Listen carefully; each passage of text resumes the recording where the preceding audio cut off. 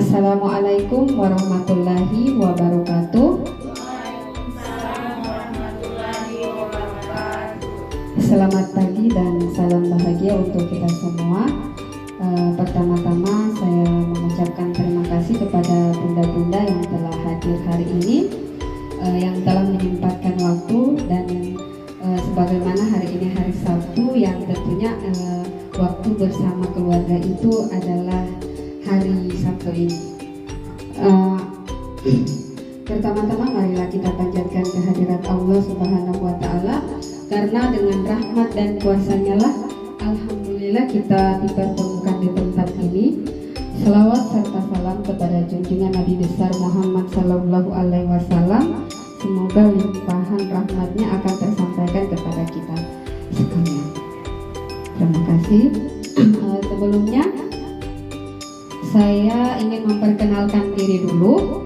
Mungkin teman-teman, mohon maaf ini saya memanggilnya teman-teman karena saya ini berada di dua posisi, antara guru saya mengajar di dalam kelas dan juga dengan rekan-rekan. Jadi mohon maaf jika ada kesalahan. Semua itu tanpa disengaja apa yang saya katakan. Perkenalkan, nama saya Menisandra Abdul Ghafur. Saya calon guru penggerak angkatan 6 Kabupaten Gorontalo. Hari ini akan memberikan pengimpasan atau menyampaikan materi apa yang telah saya dapatkan pada program guru penggerak. Kami di sini diberikan tugas yang mana kami akan membuat sebuah aksi nyata. Nantinya ini akan dikirim untuk memenuhi tugas yang ada di LMS. Ini nama sudah. Biasanya ini kan dinamakan dengan webinar. Nah sekarang hari ini saya ingin melakukan kegiatan ngobras. Tahu ngobras itu apa? Kita ngobrol santai. Jadi di sini saya bukan bermaksud untuk menggurui teman-teman, tapi kita di sini saling berbagi. Mungkin di sini ada yang, setahu saya di sini ada senior saya yang mungkin lebih tahu apa karakter dari anak, bagaimana jadi guru. Jadi di sini saya hanya untuk membagi, sharing atau saling mengingatkan saja. Nah sebelum saya memaparkan materi saya hari ini, di sini saya punya ice breaking untuk memberikan suasana yang aman buat kita untuk menerima materi. Maaf. Nah, jadi di sini kita buat ice breaking saya, yaitu saya sebagai instruktur. Nanti kita akan menyambungkan kata. Jadi kita lihat siapa yang konsentrasi di sini. Disambungkan kata itu boleh lebih dari satu, tetapi batasnya sampai 3 kata. Seperti ini teman-teman. Saya contohkan dulu, karena kita berada di ruang kelas, di ruang Dewan Guru. Jadi satu kata buat Bunda Maya, meja. Silakan disambungkan Bunda Maya. Meja berwarna ungu. Oke, sambung lagi Bunda Noni. Bukan ungu, tapi ingat kata meja berwarna ungu, disambung lagi Bunda Noni sampai menyambung terus menerus. Oke, siap Bunda? Siap. Oke, sekarang saya awali kata dengan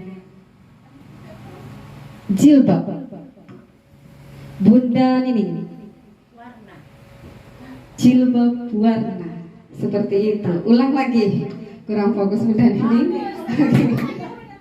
Oke, mulai dari kata laptop Bunda Titin. Laptop bentuknya segi 4. Laptop bentuknya segi empat. Silakan Bunda Ama Rahma. Jadi disambung kata laptop bentuknya segi empat hitam. Seperti itu, bisa satu kata, bisa dua kata, bisa tiga kata. Seperti itu Bunda.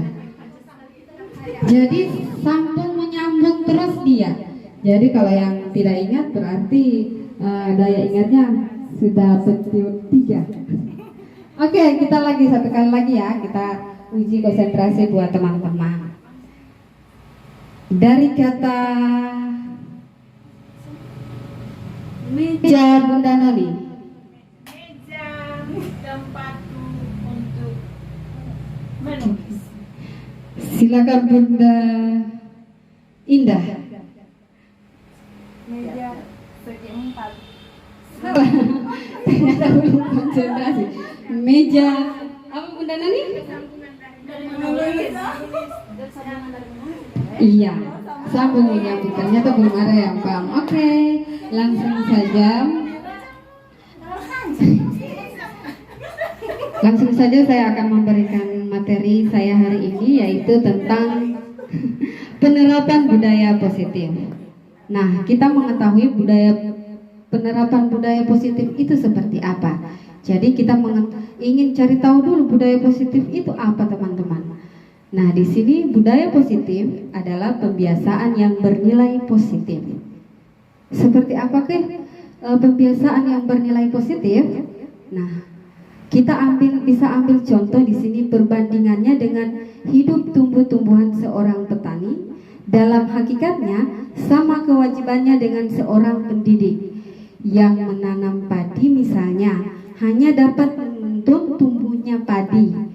Ia dapat memperbaiki kondisi tanah, memelihara tanaman padi, memberi pupuk dan air, membasmi ulat-ulat atau jamur-jamur yang mengganggu hidup tanaman padi, dan lain sebagainya.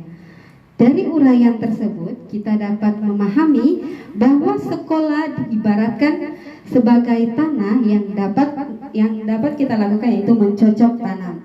Sehingga di sini guru harus berusaha sekolah ini dijadikan lingkungan yang nyaman, yang baik, di mana kita harus menjaga dan melindungi anak-anak kita dari hal-hal yang tidak baik. Dengan demikian, karakter anak akan tumbuh dengan baik pula. Sebagai contoh, murid yang tadinya malas, maka dia akan lebih bersemangat lagi untuk datang ke sekolah. Murid akan mampu menerima atau menyerap suatu pembelajaran bila lingkungan di keliling kita ini akan terasa aman dan nyaman. Sebaliknya, selama seseorang itu membuat tekanan-tekanan yang ada di lingkungan sekolah, maka proses pembelajaran itu saya pastikan tidak akan baik. Karakter yang baik untuk warga sekolah. Dan tujuan mulia dan atau nilai-nilai sekolah yang kita anut sekarang. Catatannya, karena ini merupakan tanggung jawab kita sebagai seorang pendidik, sebagai seorang pemimpin pembelajaran. Suatu lingkungan yang aman dan nyaman akan memberikan murid kesempatan dan kebebasan berproses, belajar, membuat kesalahan, belajar lagi sehingga mampu menerima dan menyerap suatu pembelajaran. Apa sih pentingnya suasana positif di lingkungan sekolah? Agar dapat menumbuhkan potensi intrinsik dari dalam murid-muridnya untuk menjadi pribadi yang bertanggung jawab dan budi pekerti luhur. Lanjut untuk disiplin positif. Apa sih itu disiplin? Kira-kira dari bunda-bunda ada yang tahu disiplin itu apa? Bagaimana bunda-bunda menerapkan disiplin itu di dalam kelas? Ada yang tahu disiplin itu apa? Aturan. Sebagai aturan. Bagaimana menerapkan disiplin itu di dalam kelas atau di lingkungan sekolah? Mungkin ya, bukan mungkin lagi. Setiap di kelas, setiap di sekolah pasti ada disiplin yang akan diterapkan oleh guru-guru tersebut.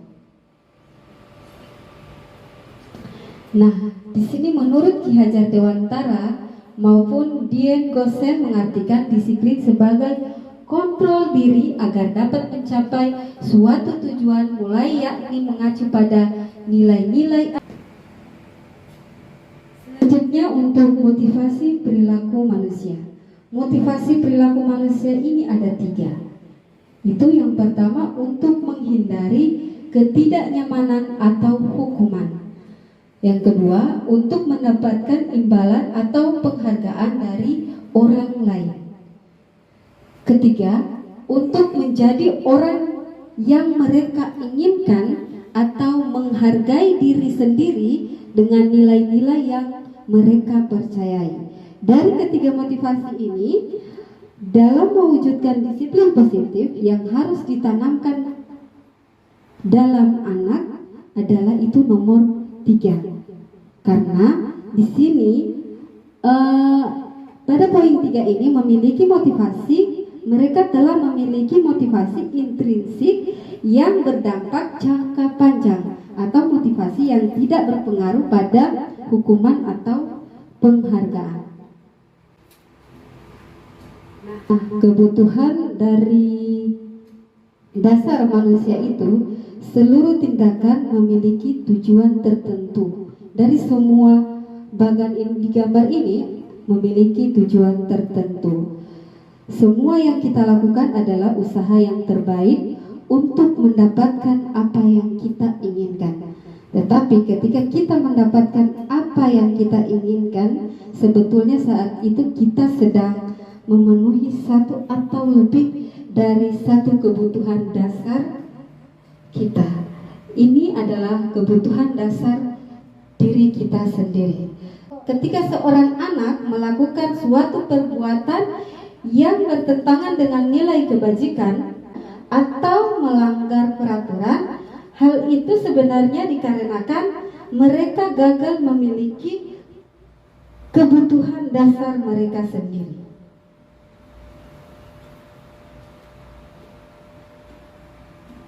Ambil dari pasti di dalam kelas itu ada contoh, salah satunya tidak membawa makanan dan alasannya kenapa, terus apa akibatnya dia tidak membawa makanan di dalam kelas. Tentunya itu merupakan salah satu kasus yang harus kita tidak abaikan. Nanti akan ada dampak-dampaknya juga ke anak. Ini kebutuhan bertahan hidup atau survival adalah kebutuhan yang bersifat fisiologis untuk bertahan hidup, misalnya kesehatan, rumah, dan makanan. Seks sebagai bagian dari proses memproduksi termasuk kebutuhan untuk tetap bertahan hidup. Komponen psikologis pada kebutuhan ini meliputi kebutuhan akan perasaan anak.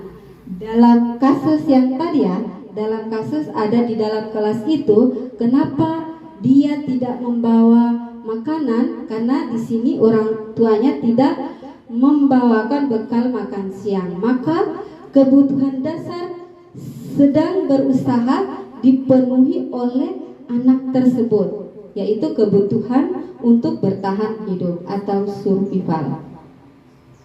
Lanjut, di sini cinta dan kasih sayang atau kebutuhan untuk diterima. Kebutuhan ini ada 3 kebutuhan berikut: kekuatan untuk mencapai sesuatu, menjadi kompeten, menjadi terampil, dan diakui. Lanjut, untuk kebebasan, di mana kebutuhan akan kemandirian, otonomi, memiliki pilihan atau mampu mengendalikan arah hidup seseorang. Lanjut lagi untuk kesenangan. Ini kebutuhan dasar manusia, yaitu kesenangan, di mana kebutuhan untuk mencari kesenangan bermain dan tertawa. Bayangkan hidup tanpa kenikmatan apapun, betapa menyedihkan.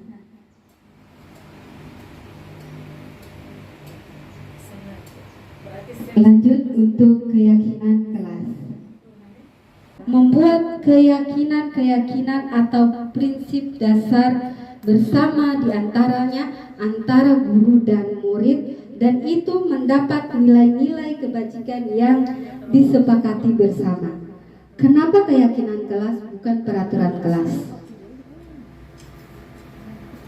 Karena suatu keyakinan akan lebih memotivasi seseorang dari dalam atau motivasi intrinsik.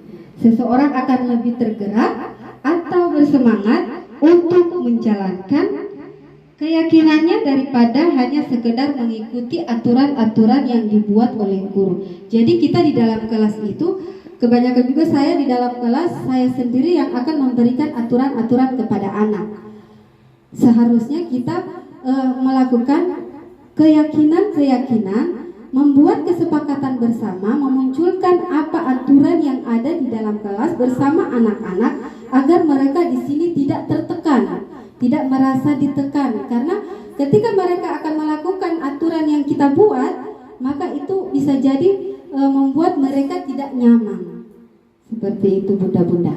Nah, pembuatan keyakinan kelas itu ada 6, yaitu keyakinan kelas hendaknya bersifat lebih abstrak atau secara terbuka. Nanti kita tanyakan kepada anak-anak juga aturan sebelum kegiatan bermain kita tidak boleh apa, itu kita tanyakan kepada anak-anak.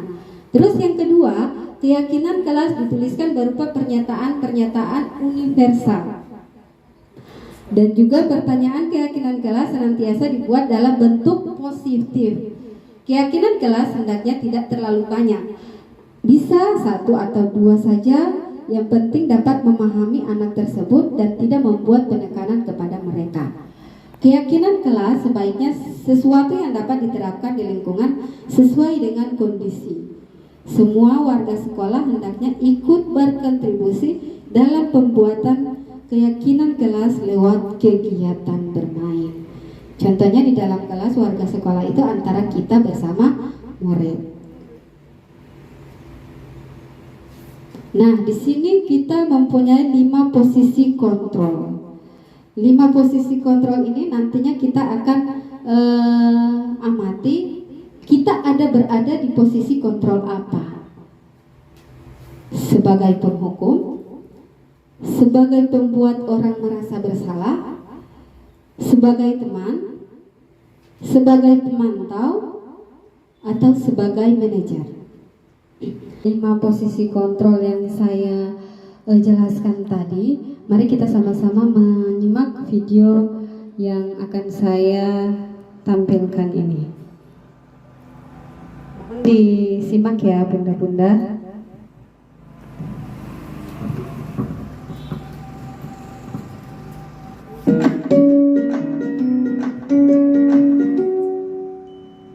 Salam bahagia Ibu dan Bapak guru hebat. Dalam penerapan disiplin positif restitusi, salah satu program yang dikembangkan adalah 5 posisi kontrol. 5 posisi kontrol dalam restitusi adalah proses perjalanan seorang pendidik agar dapat mengenali dirinya. Pada video kali ini, kita akan membahas tentang 5 posisi kontrol yang dikembangkan oleh Diane Goshen dan contoh penerapannya.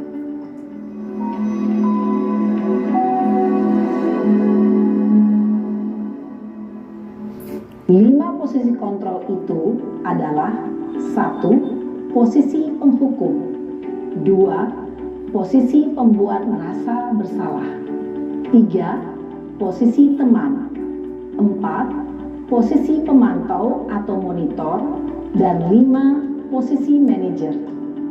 Untuk lebih memahami kelima posisi tersebut, mari kita saksikan kasus Naren yang terlambat hadir 20 menit di sekolah dan melihat bagaimana kelima posisi kontrol dalam menghadapi masalah tersebut.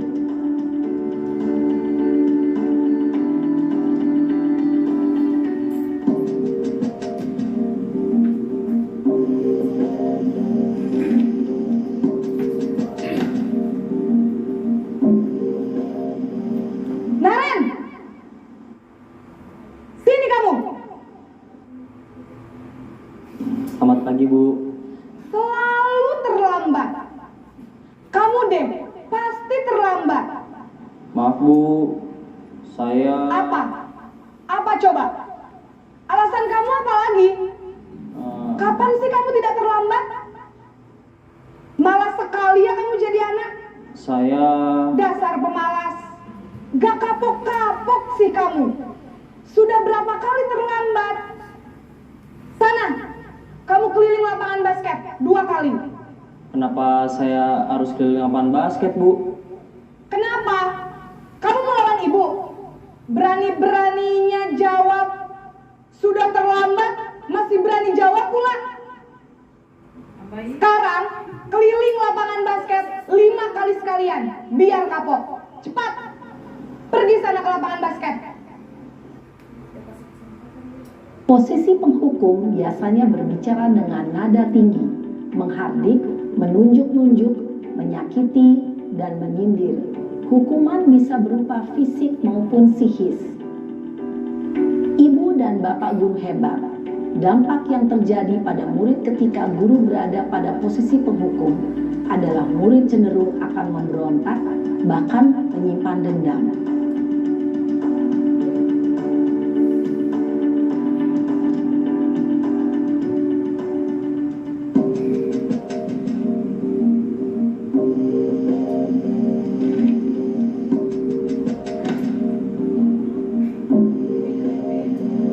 Naren!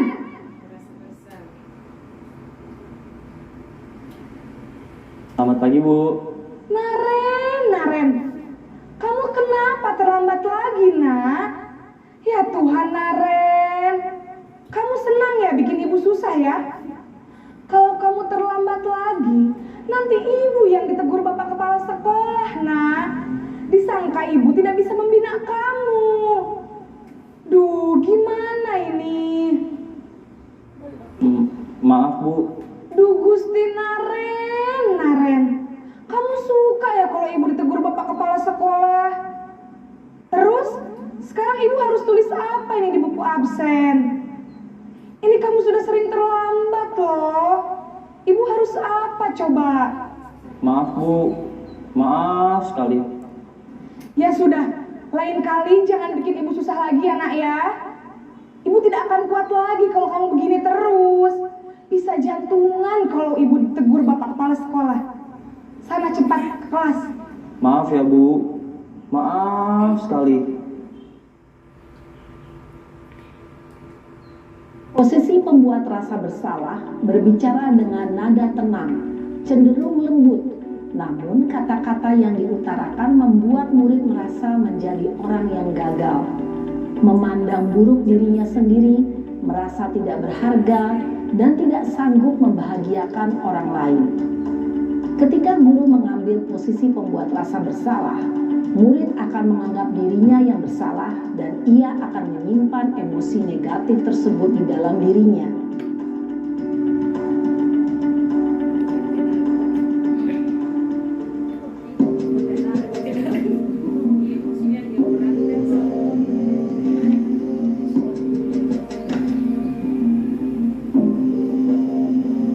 Naren!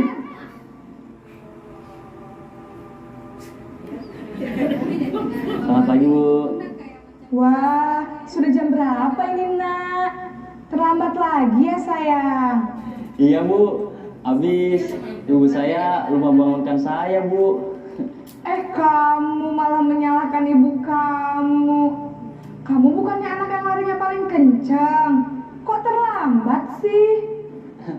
Iya, Bu. Saya memang terlambat bangun tadi. Jadi, biarpun saya lari kencang, tetap gak kekejar, Bu. Ya sudah sana. Nanti lain kali larinya lebih kencang lagi ya. Biar gak terlambat lagi. Bikin seneng ibu. Demi ibu. Bisa kan? Bisa lah, Bu. Ya sudah sana masuk kelas.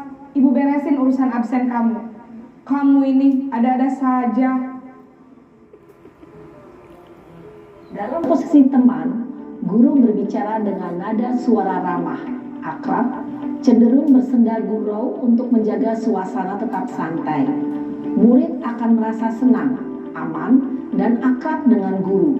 Identitas yang tercipta adalah identitas sukses atau berhasil.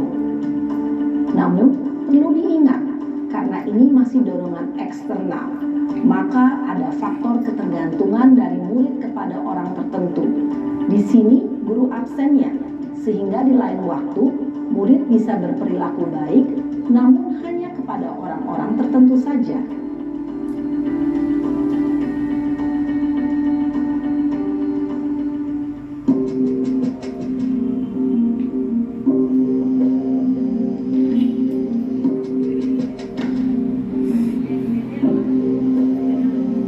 Naren,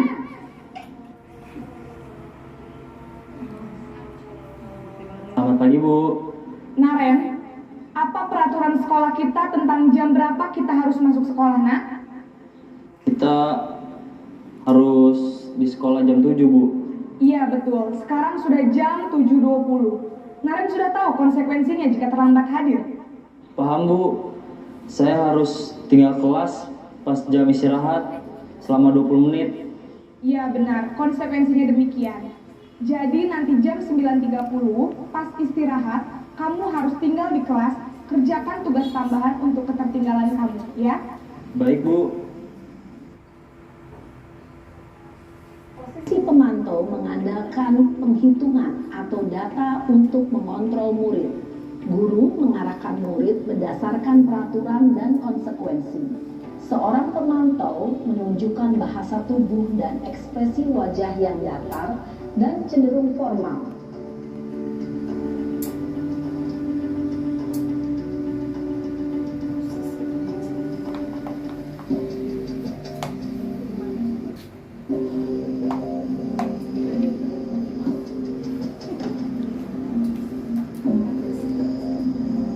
Naren,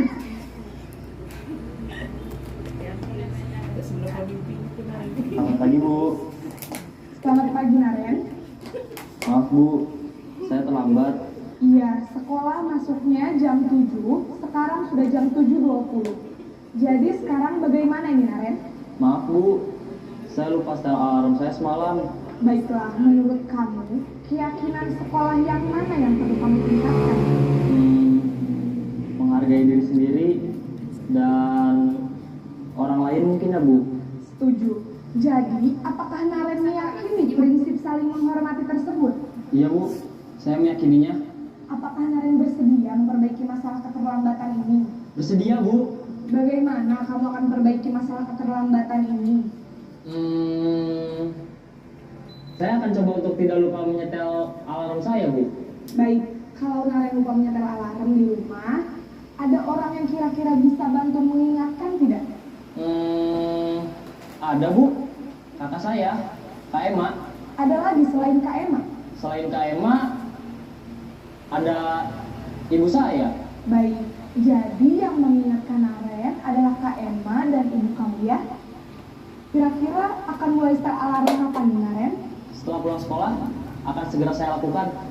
Baik, jadi Naren akan setel alarm untuk bangun besok pagi dan akan diingatkan oleh kakak dan ibunda Naren ya.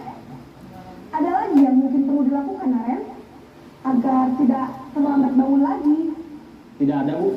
Baik Naren, terima kasih untuk kerjasama kamu. Sekarang kamu perlu kembali ke kelas untuk belajar. Baik, Bu. Terima kasih. Posisi manajer adalah posisi kontrol yang disarankan untuk membimbing murid memiliki sikap disiplin yang positif, yaitu murid yang mandiri, bertanggung jawab, dan dapat memecahkan masalah. Tujuan dari posisi ini adalah agar murid dapat berefleksi atas tindakannya. Guru akan dengan tulus memberikan pertanyaan-pertanyaan bermakna, sehingga membuat murid dapat belajar dari kesalahannya dan mencari sebuah solusi untuk menyelesaikannya. Ibu dan bapak guru hebat, setelah mengamati adegan kelima posisi kontrol tadi, kira-kira posisi mana yang paling ideal? Posisi mana yang dapat menunjang motivasi intrinsik murid? Ya, tentu posisi manajer. Posisi ini memang posisi ideal yang ingin dituju setiap pendidik. Pada posisi inilah, guru dapat menerapkan disiplin positif yang berpihak pada murid. yang memerdekakan murid. Perjalanan seorang pendidik tentunya tidak mudah untuk sampai pada posisi seorang manajer. Namun, baik bunda-bunda, apa yang ditampilkan tadi itu adalah penjelasan dari 5 posisi kontrol. Jadi kira-kira silakan diingat, diamati ketika kita di kelas itu kita ada berada di posisi kontrol apa. Coba saya tanyakan kepada Bunda Noni, kira-kira Bunda Noni kalau di dalam kelas itu bersama anak-anak itu berada di posisi kontrol apa?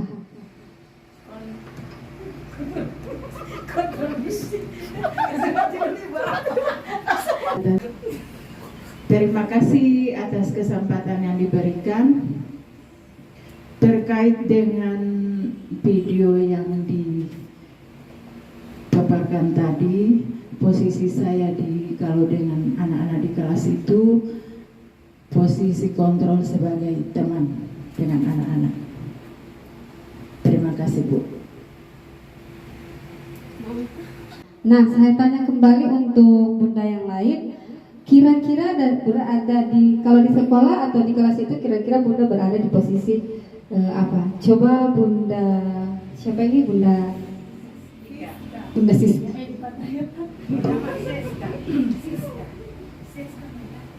Assalamualaikum warahmatullahi wabarakatuh.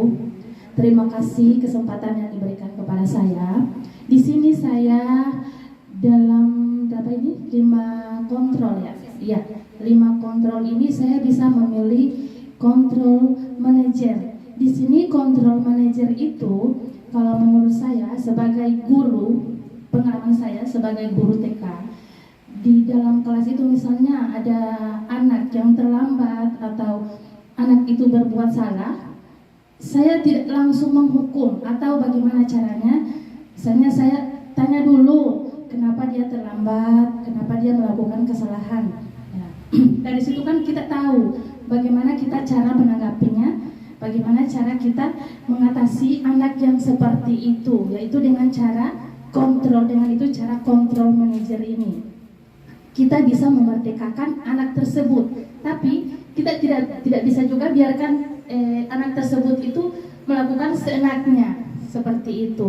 Kita memerdekakan anak itu dengan caranya bagaimana supaya dia tidak mengulangi perbuatannya itu, kesalahannya itu, ya.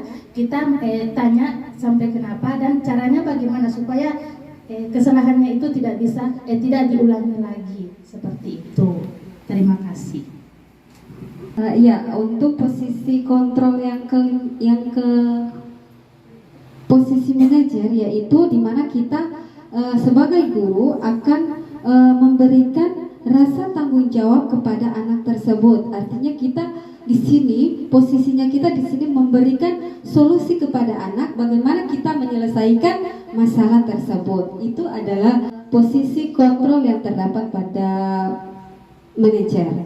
Menurut saya atau mungkin ada menurut pendapat dari bunda-bunda, kita lebih tepatnya pada posisi manajer. Kita sebagai guru adalah posisi manajer. Nah, sekarang saya tanya bunda, ada juga yang ingin saya tanyakan.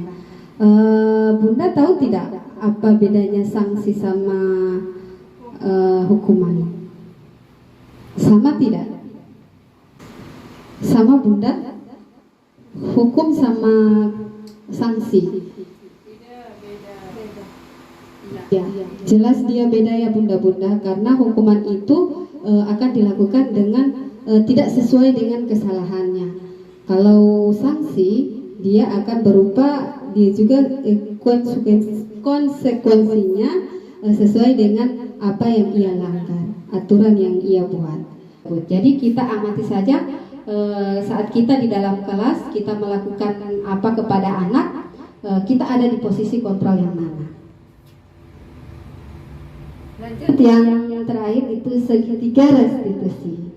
Di sini sebuah cara menanamkan disiplin positif kepada anak. Restitusi ini adalah proses menciptakan kondisi bagi anak untuk memperbaiki kesalahan mereka, sehingga mereka bisa kembali ke kelompoknya dan dengan karakter yang lebih kuat. Restitusi di sini membantu murid menjadi lebih baik, memiliki tujuan, serta memulihkan kondisi anak setelah berbuat kesalahan. Restitusi di sini bukan untuk menebus kesalahannya, tetapi untuk belajar dari kesalahan tersebut. Dan restitusi ini di sini dia memperbaiki hubungan. Jadi segitiga restitusi di sini ada 3, yaitu validasi tindakan yang salah, menstabilkan, dan menanyakan keyakinan anak tersebut. Jadi untuk kesimpulannya di sini, restitusi itu fokus pada karakter, bukan pada tindakan anak tersebut. Materi saya, kita sama-sama belajar, sama-sama berbagi apa yang saya tidak ketahui dan apa yang bunda-bunda ketahui. Kita di sini saling berbagi. Bunda-bunda, saya mengucapkan terima kasih banyak kepada bunda-bunda yang sempat hadir memenuhi undangan saya untuk mengikuti kegiatan hari ini. Tentunya di rumah dan di sekolah itu banyak sekali tugas ya bunda-bunda. Dengan bangganya saya kepada teman-teman, antusiasnya teman-teman untuk ikuti menerima ajakan saya untuk mengikuti webinar ini. Tapi kita di sini ngobras bunda, ngobrol bareng santai, kita bercerita tentang budaya positif yang kita terapkan di lingkungan sekolah atau kelas. Ya, terima kasih. Assalamualaikum warahmatullahi wabarakatuh.